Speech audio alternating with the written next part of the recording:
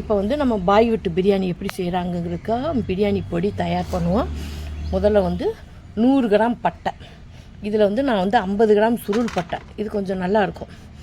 இது வந்து சாதா பட்டை, நல்லா சிகப்பாக இருக்கணும். இந்த பட்டை வந்து நல்லா சிகப்பாக இருக்கணும், அதான் நல்லாயிருக்கும். அதனால் நான் இது 50 கிராமு, இது 50 கிராம் எடுத்திருக்கேன்.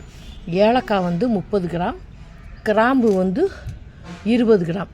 இந்த கிராம்பில் வந்து இந்த பூவோடு தான் இருக்கணும், இந்த பூ எல்லாம் போட்டால் கசக்கும். இப்போ நம்ம இதை பூரா பிரியாணிக்கு பொடியாக அரைச்சி வச்சுக்குவோம். இப்போ முதல்ல மிக்சியில் போட்டுருவோம். முதல்ல ஏலக்காயை மிக்சியில் அரைப்போம். ஏலக்காய் அரைச்சா பிசுறு பிசுறாக இருக்கும், அது நல்லா நைஸாக அரைக்கிறதுக்கு 1 ஸ்பூன் ஜீனியும் கொஞ்சோன்னு சால்ட்டும் போட்டுக்குவோம். பார்த்தா நல்லா அரையும்.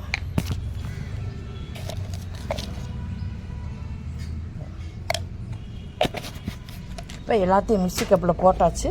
நம்ம மிக்சியை மூடி அரைப்போம். முதல்ல வந்து ஏலக்காயை அரைச்சிக்குவோம்.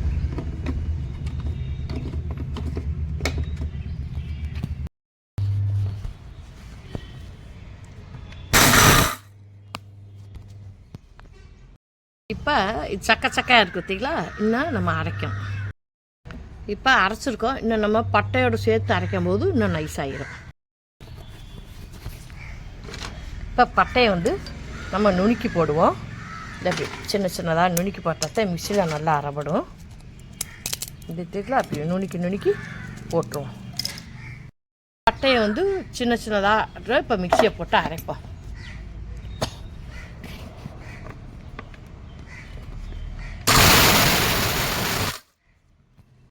பட்டை வந்து நல்லா அரைஞ்சிருச்சு. இப்போ கிராம்பையும் போட்டு அரைச்சிக்குவோம். இப்போ கிராம்பை முதல்ல அடிச்சுக்குவோம்.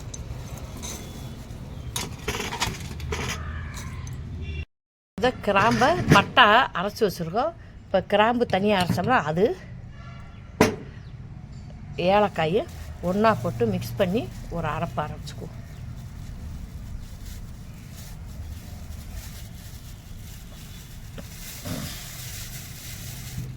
ஏலக்காய் தனியாக ஜீனி உப்பு போட்டு அரைச்சிருக்கோம்னா அதோடு அதே இன்னும் இதில் போட்டோம்னா 3 ஒரே தான் மிக்ஸ் ஆகி நல்லா பிரியாணி பொடி ரெடி ஆயிடும். ஐஸு பட்டை 100 கிராம்,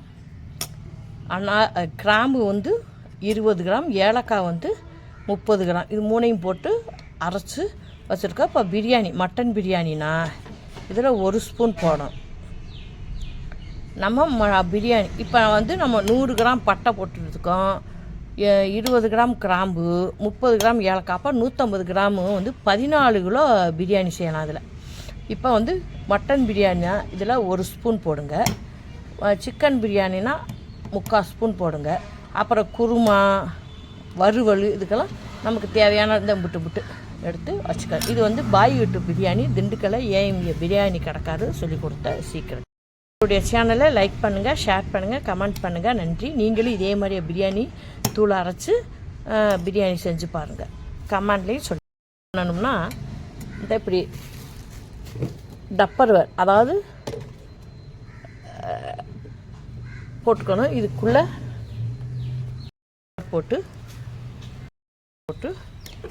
இப்படி இதில் கொட்டி வச்சு இறுக்கி மூடிடணும்.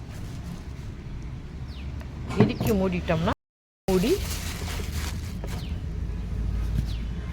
கண்டெய்னர் இப்படி மூடிட்டோம்னா காற்று போகாமல் இருக்குது. இது உங்களுக்கெல்லாம் நம்ம வீட்டுக்கெல்லாம் எனக்கெல்லாம் இது வரும் 3 மாதத்துக்கு வரும்.